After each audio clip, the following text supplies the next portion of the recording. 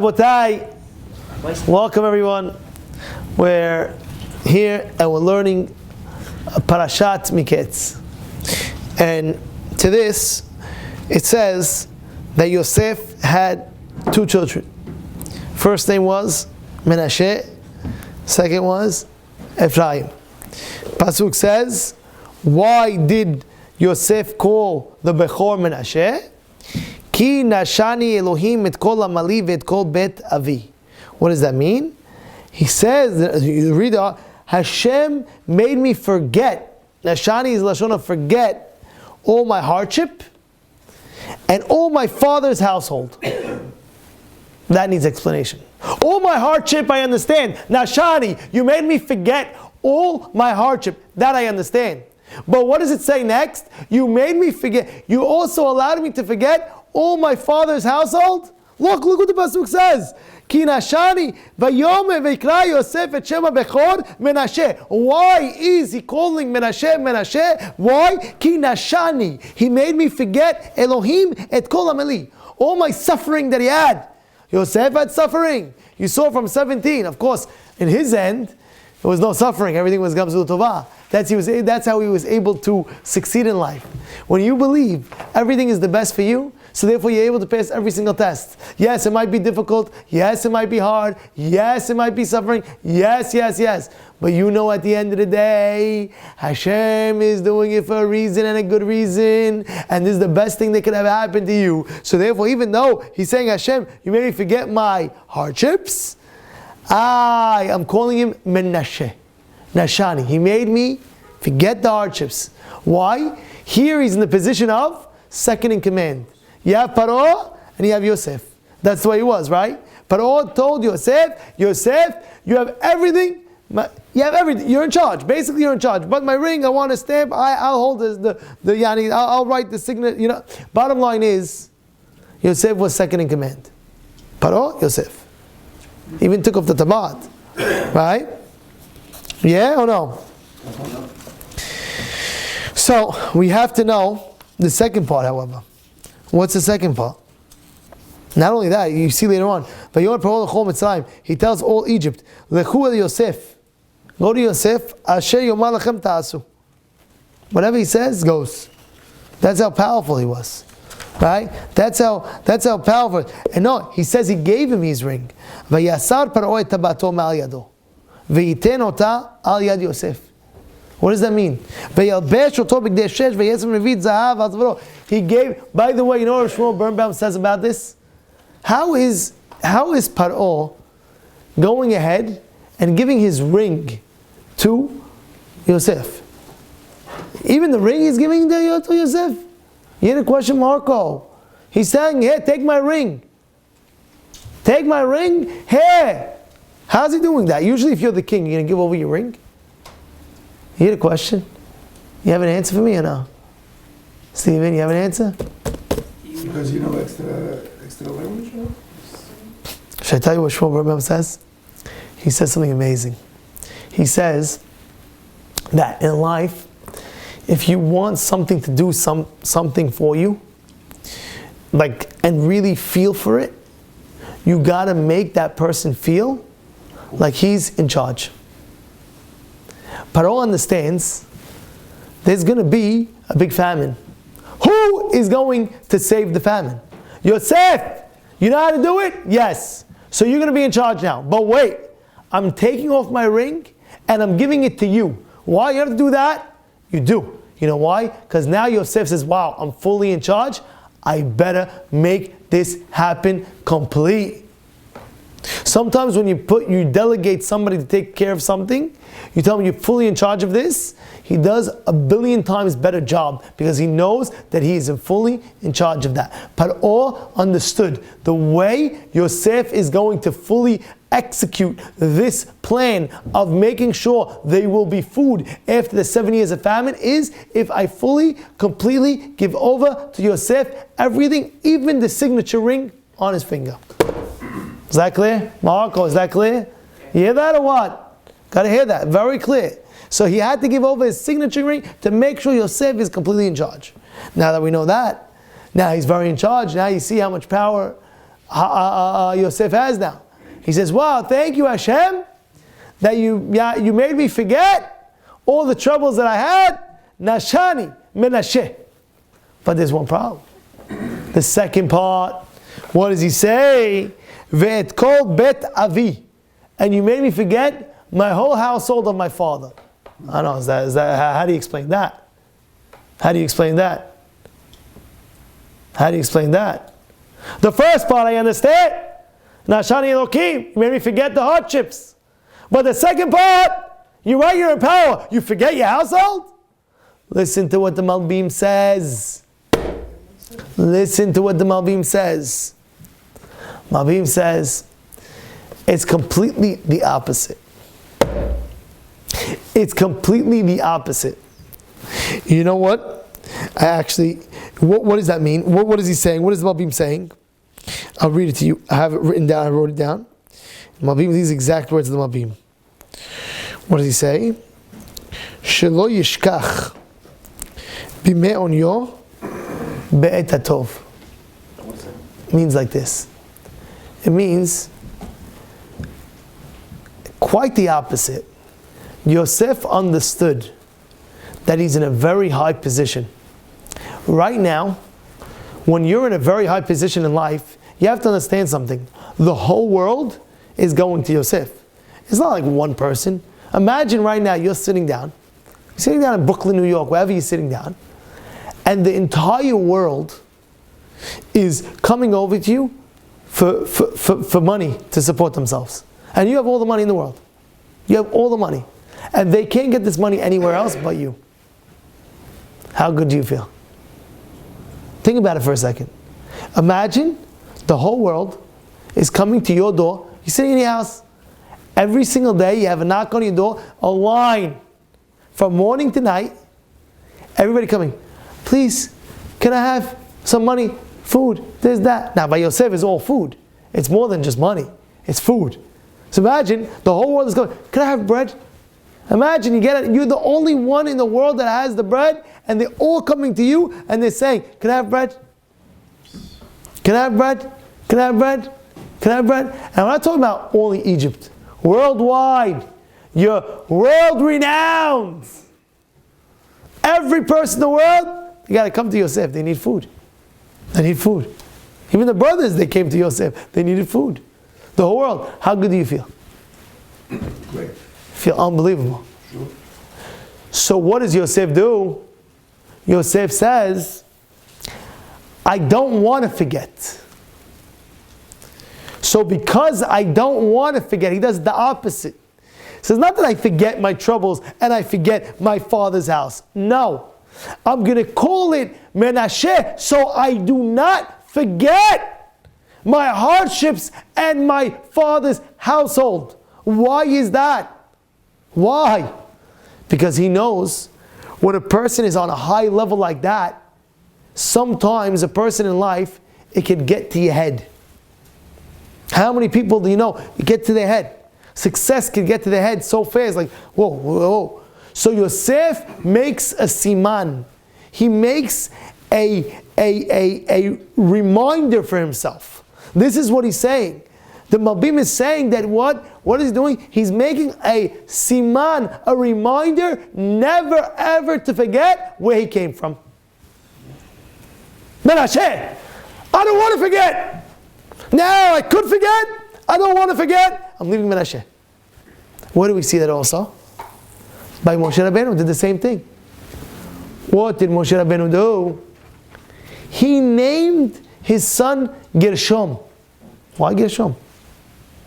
Why Gershom? Gershom. Moshe is saying, I'm in Midian. Who's going to marry me? He finally gets married. Nobody knows Moshe at the time. Nobody knows Moshe. At that time, who knows Moshe? He's a Gershom. He's a stranger over there. Gershom.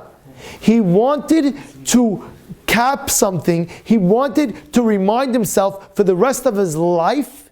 So therefore he made a siman to always thank Hashem by saying what? Gershom. Gershom.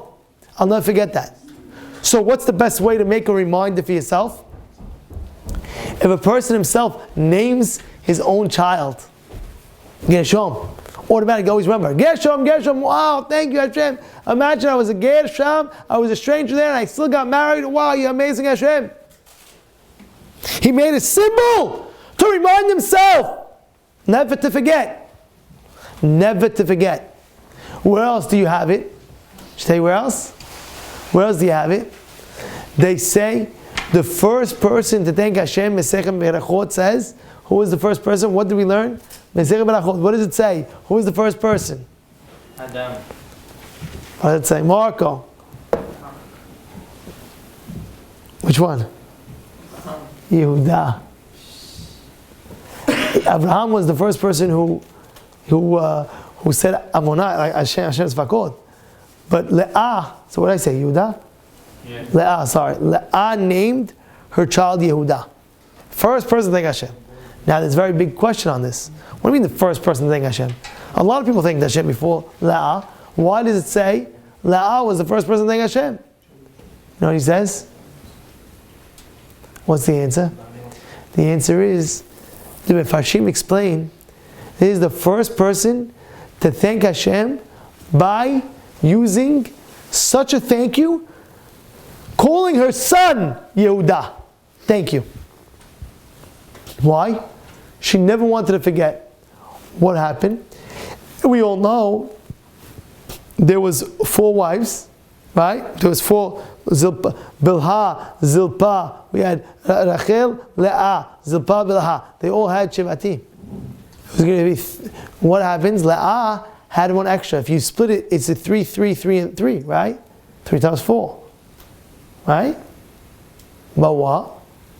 Leah got an extra one, he got the 4th. So by the 4th one, she says, wow, now it can't be. I'm having more than everybody else. I'm having more than everybody else. Thank you, Hashem, Yehuda. I'm going to name him Yehuda. The 4th child of Leah was who? Yehuda. Never ever to forget Yehuda. Thank you, thank you, thank you, thank you. So in life we're seeing that they're making simanim, symbolism, in order not to forget. Should I tell you where else we have that? Tell you 2 more places, 3 more places. There's a story about a man named Nicanor.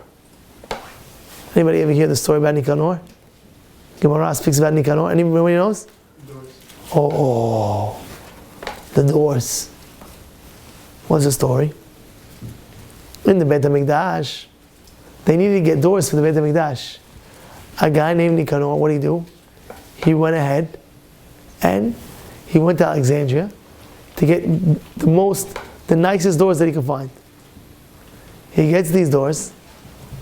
He's coming back home. There's a storm. What are they saying? There's a storm over here. There's a storm. Oh my goodness! We gotta throw things off the boat. What is the first thing they do? They take one of the doors that Nicanor had, and they threw it off the boat. Nicanor was like, "Oh my goodness! This is the door that I want that I worked so hard to get. Oh my goodness!" Then they take the second door. The storm didn't end. They're trying to throw that over. Nicanor says, "If you throw that over, I'm getting thrown with it. Storm out. You have the guts to do such a thing." He said, "I'm holding on. You want to throw it?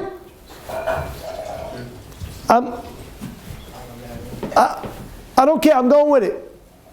All of a sudden, the storm stops. They get to the shore.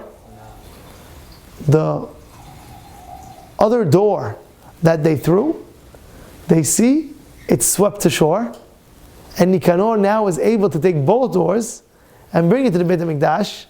By the Beit HaMikdash, there's something called Sha'ar Nicanor, the gateway of Nicanor.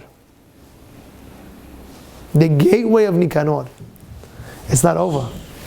Later on, the people were able to get golden doors. There was a few Sha'ar, different types of gates, and now they want to change all the gates to gold. But Sha'ar Nicanor, the doors of Nicanor, didn't change. What do you mean? It's not gold. What's going to be? It's not as nice. It's not as pretty. No.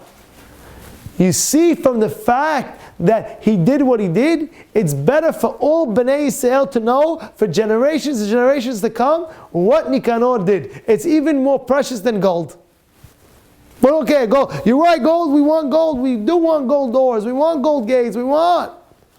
But right now we can't forget. We're making a siman. We're making a symbol how great it is. You have to remind yourself how great it is, and therefore we're not changing the doors in Nicanor. Give you another example. The coin of Abraham Avinu. Gemara says there were special coins that Abraham Avinu had. And on it, what was the minting of it? You know what the minting of it was? On one side, it was an older man and an older woman. The other side was a younger man and a younger woman. So, what's the understanding to that? There's many explanations. One explanation is, what does that mean? It means what?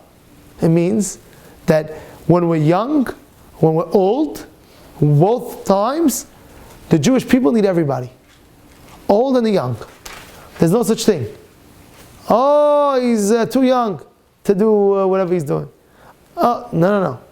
No such thing. We need the young and we need the old. Oh, he's too old for that. No. We need everybody. From the young to the old, all is important. Don't forget anybody. Second thing is what?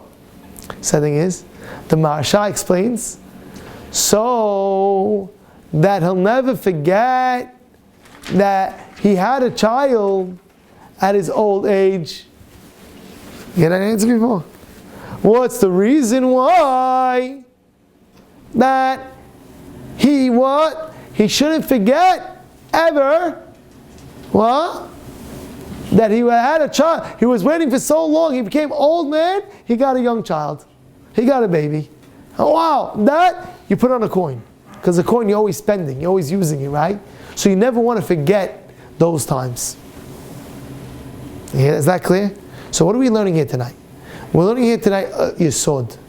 The Yesod is, the foundation of it here is, sometimes in our life, we have to make simanim, symbols, rememberings, in order for us never to forget certain situations in our life. Everybody in their life goes through something. There's no such thing as a guy going through this world from the beginning till 120 with no up and down. Everybody's going to have an up and a down. Everybody's going to have a down and an up and a down, down and up and a down. Now, what are you supposed to do? You're supposed to take everything and remember everything about it. You have a guy that just came to the country, let's say, 30 years ago, and he came as a pauper. He came as the poorest man can be. And what? And yet, he still wears a certain a watch where he can afford to get a $250,000 watch. What is he wearing? He's wearing his Casio. You know, remember those Casios with the calculator? He's wearing his Casio watch with the calculator. You know what I'm talking about, Stephen? You don't know. The Casio watch with the calculator? Oh, he's only used to the big door. Big. Right? You know what I'm talking about, right? So you go to the guy and you say, why are you wearing such a watch? I don't understand. Like, what's going on over here? What are you wearing such a watch for? Like, I don't understand. You're wearing a Casio? You could wear any watch. You could wear a $1 million watch. You're wearing a Casio? What does he tell you? Rabbi, you're right. But I remember, he starts telling me, I remember the time where he couldn't even afford even a watch. And he saved all this money, which was, who knows, $50, in order to buy this watch. And now later on, he made a lot of wealth, he made a lot of parashat, he made a lot of money. But he never wants to forget where he came from. So therefore, he'll never want to change his watch. And he wants to keep the Casio.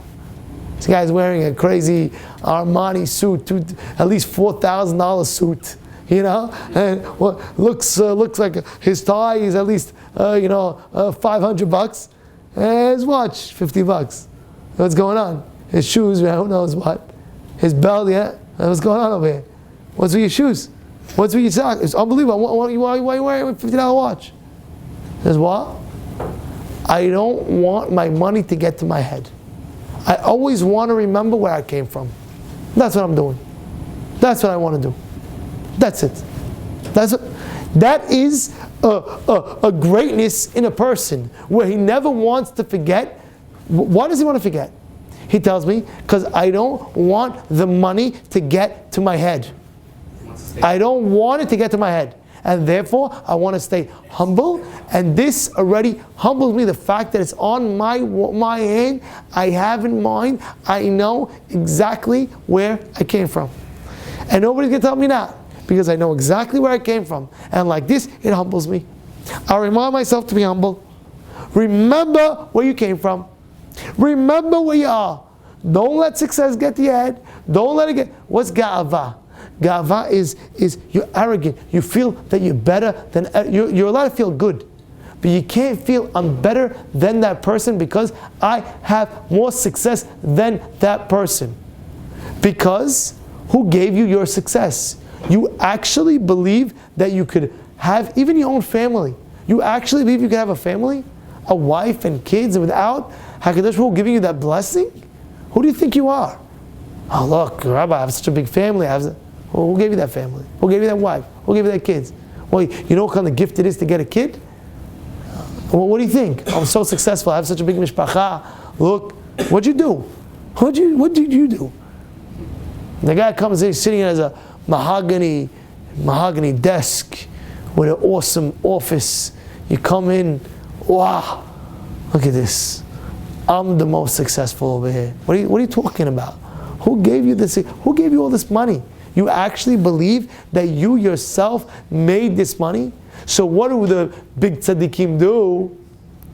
They remind themselves. How do they remind themselves?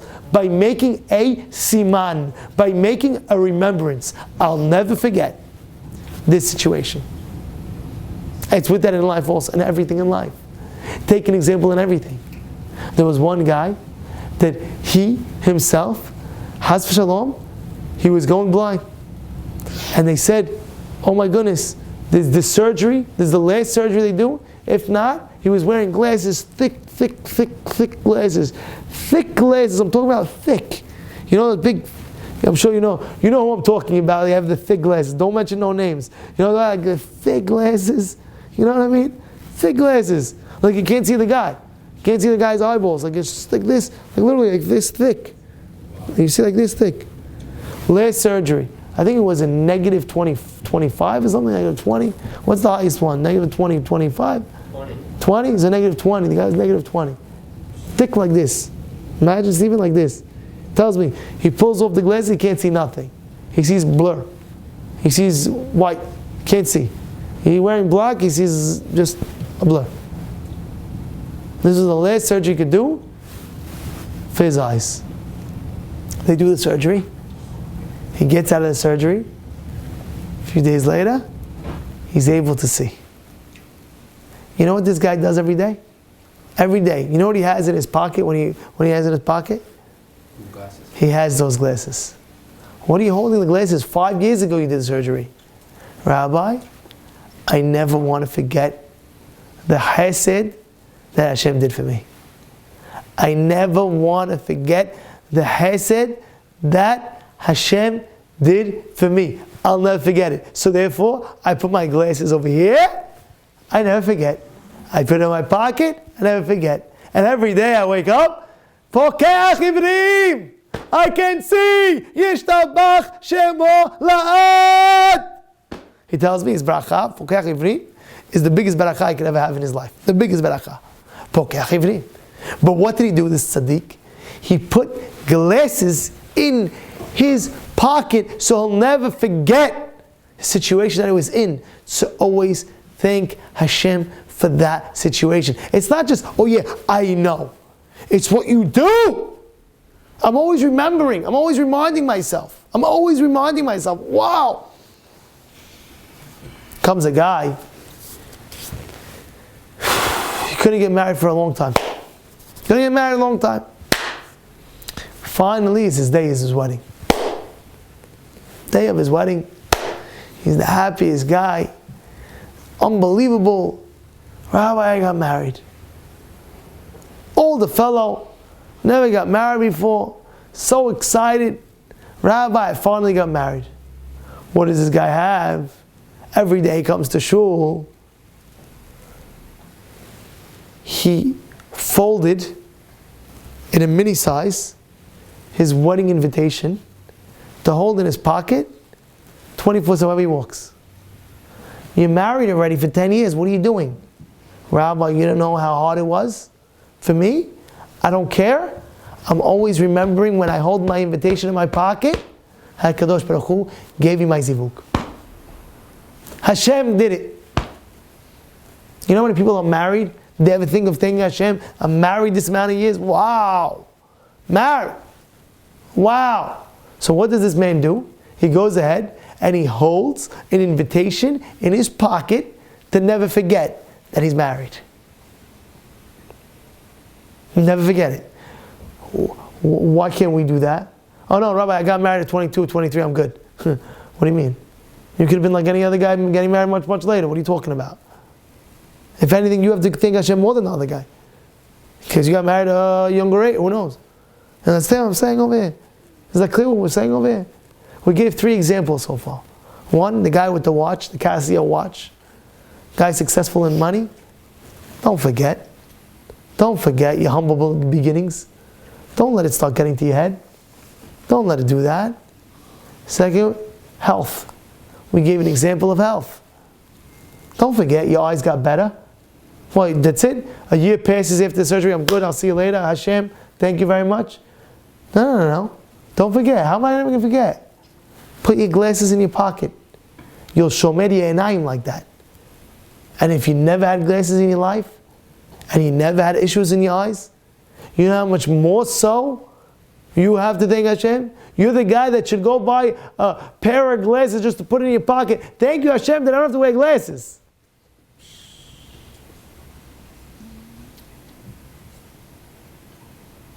Seriously. Take a case, put it in. You know, every time you put glasses, you have that thing, you know what I'm talking about? You know, anybody who wears glasses, you know what I'm talking about? You have that item over there? You know what I'm talking about, Nisim, now? You have that item. You know glasses? You have glasses? Steve Mark, you have? You know what I'm talking about? You have this, you have that. Some people in the morning, they can't see where they're going in the morning without glasses. The middle of the night, they're trying to go to the bathroom, they can't go to the bathroom without putting on the glasses. How annoying is that? And you don't have glasses? And you never thank Hashem for that? And you don't even buy a fake pair of glasses, just a fake pair. You go buy $5, fake pair, boom. Put it in my pocket, oh, thank Hashem, I don't have to wear these. That's health. That's health. I don't know if anybody's going to do it. I hope I do that. Somebody should try to do something in order to do what I'm telling you. It's a very important thing, by the way. This is midat shalamim. Carry it. Oh no, Rabbi, it's annoying. It says that. Yeah, but still feel grateful.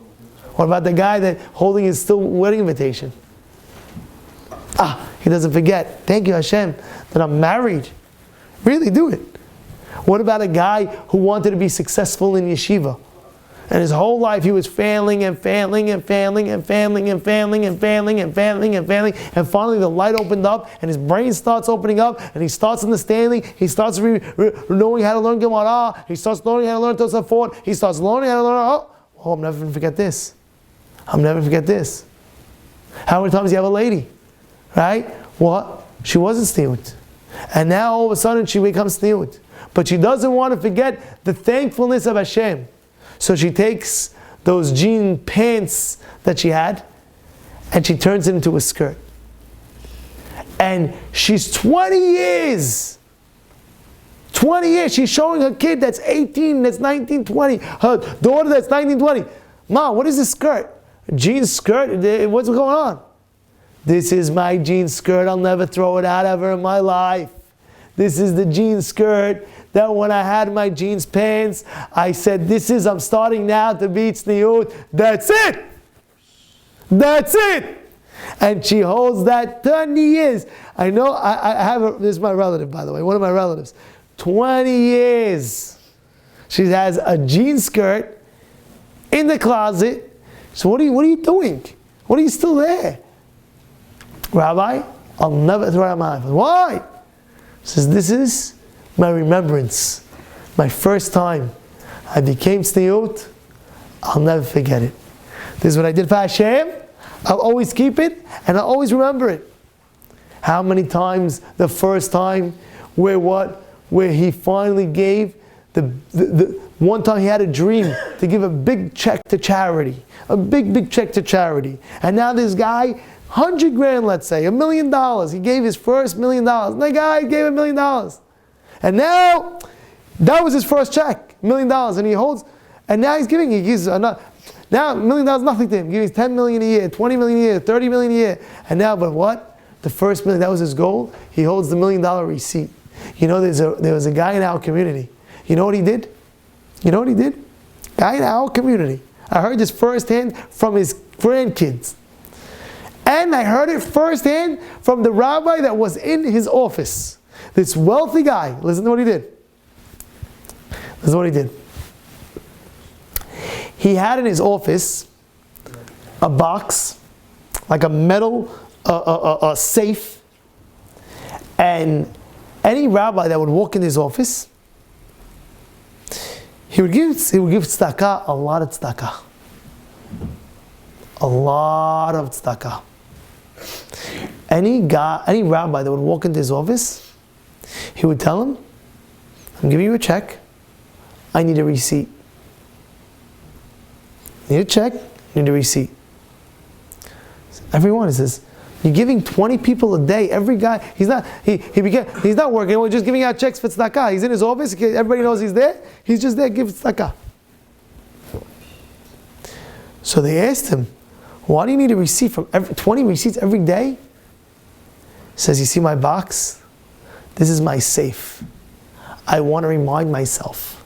These are all my mitzvot that I'm taking with me after 120.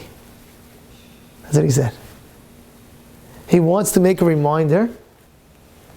Never forget, this is all the charity I gave. I need a receipt from every single person. Because this is where my business is.